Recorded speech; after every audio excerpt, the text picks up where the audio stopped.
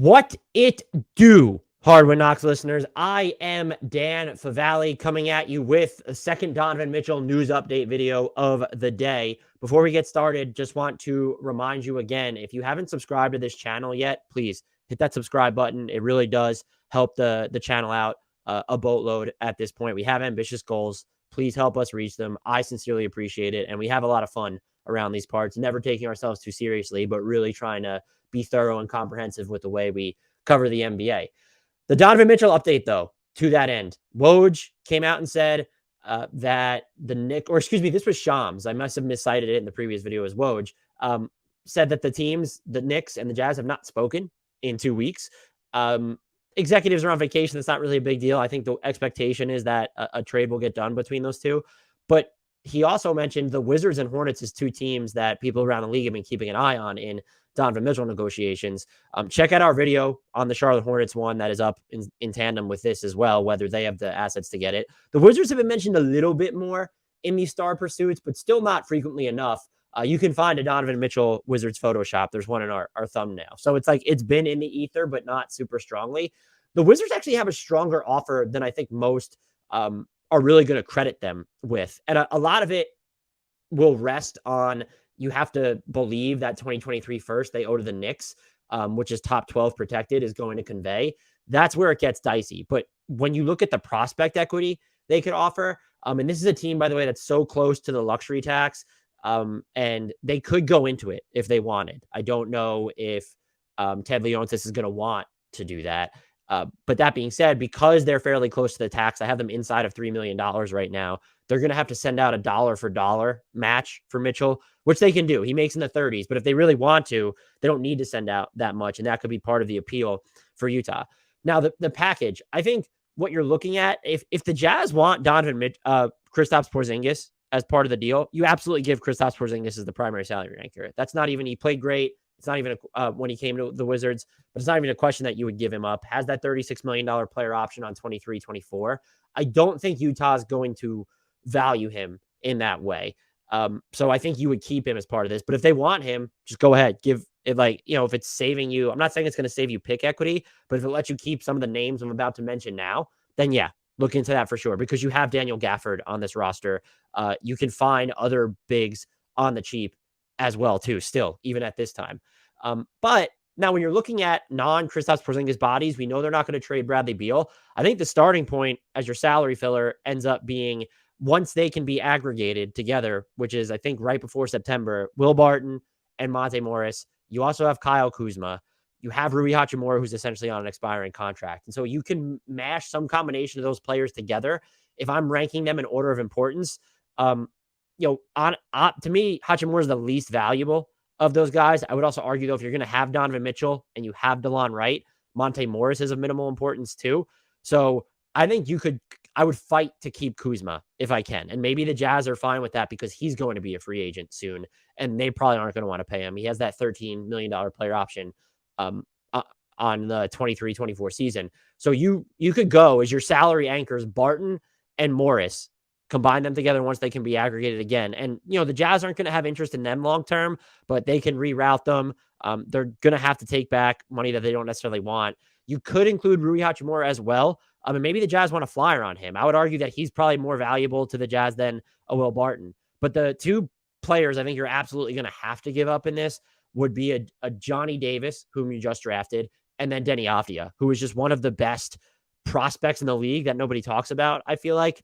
And if we're really weighing the teams that could be in on the Donovan Mitchell sweepstakes, if the Knicks aren't going to give up RJ Barrett, and if the Jazz don't have interest in Tyler Hero, Denny Avdia, when you're looking at the Hornets, even when you're looking at the player that Orlando might give up if they got involved in this, Denny Avdia could be like one of the single best, if not one of the two best prospects that the Jazz actually get their hands on. Has 2 years left on his rookie scale, very underrated defensively. They have the openness in their rotation to explore his playmaking as well. I know he's a favorite among some Wizards fans, and I love Denny Avdia as well too. I think he's so underrated defensively.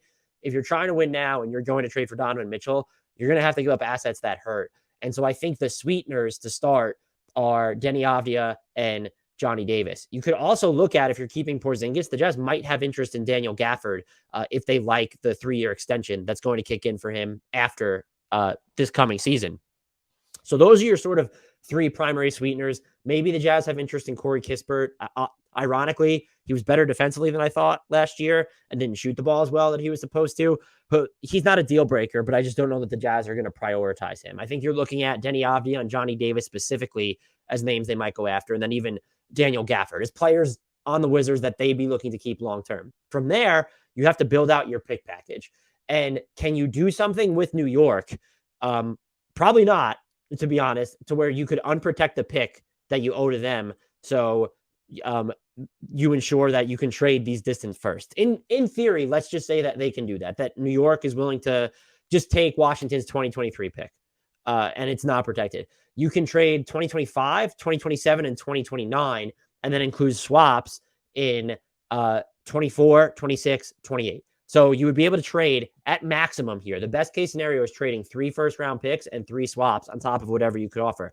I want to be clear, I'm not advocating for them to give up all of that. I think Avdia, as I said, is a better prospect than they can get their hands on in a lot of these other hypothetical packages.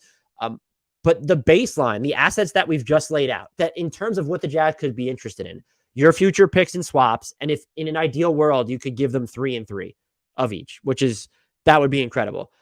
And then you have Denny Avdia, Johnny Davis, and I think you throw Daniel Gafford in there. I'm not saying just like willy-nilly if you're the Wizards, but I think that's someone that would interest them. They don't have this deep big man rotation anymore. Gafford's still fairly young and isn't going to break the bank ever on this current deal. And he's only making $1.9 million this coming season. And then like Corey Kispert, some combination of that. And then you have the nice short-term salary matching in Will Barton, even if the Jazz want to take a flyer on Rui. Monte Morris, like I mentioned before, if you have to go a different route where the Jazz are looking to acquire as few players as possible and just want a ton of picks, that's where Kristaps Porzingis really helps you out there. And I do love the perspective fit between Donovan Mitchell and Bradley Beal. I think that would be the best backcourt partner functionally that Bradley Beal would play with, where it's someone who is probably his passing equal, and then someone who thrives really well off the ball. And John Wall, he was fine off the ball. And I think he's clearly the best fit that Bradley Beal has played with, but there's more of a balance to where John Wall needed to be on the ball more than Donovan Mitchell does, theoretically. And the fit with Russell Westbrook was just, it had its moments, but Russ needed to be on the ball too. And when he was off the ball, wasn't that much of a threat. I also think peak John Wall is going to be better than defensively than Donovan Mitchell probably ever will. I still think Donovan Mitchell has like the length and the mobility to at least be a disruptor there if he's putting in the effort. You get him for 3 years. This is a team that all of a sudden becomes incredibly intriguing throughout the Eastern Conference. If you're able to hold on to, let's just say it's Donovan Mitchell, Beal, Porzingis, and Kuzma as your core, and then like you could still like you still have DeLon Wright on the roster in that case. Do you still have Monte Morris or Will Barton? I'm just assuming, I'm assuming Monte Morris would be gone at any part of the deal. So do you wind up having a Will Barton or still having Rui on your team?